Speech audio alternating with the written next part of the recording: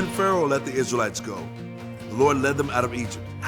He went ahead of them in a pillar of cloud during the day and a pillar of fire at night.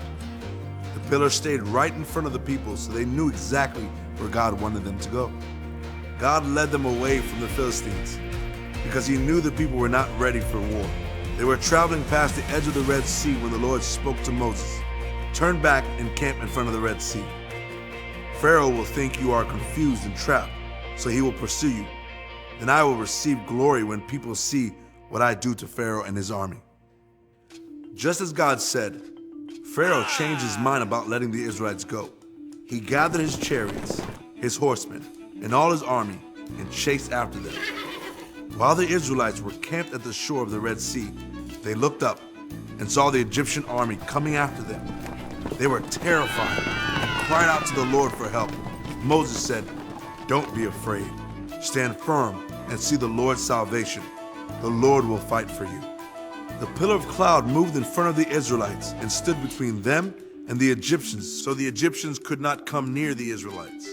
Moses stretched his hand over the sea, and a strong wind blew all night, turning the sea into dry land. The Israelites walked through the sea on dry ground with a wall of water on their right and a wall of water on their left. The Egyptians tried to follow them, but the Lord made them confused. He also made their chariot wheels hard to control. They said, "Let's get away from Israel. The Lord is fighting for them." The Lord told Moses to stretch his hand over the sea, and the water crashed down on the chariots, the horsemen, and all of Pharaoh's army. None of the Egyptian army survived. When Israel saw the great power of the Lord that had saved them, they believed in him and his servant Moses. Then Moses and all the Israelites sang a song to the Lord.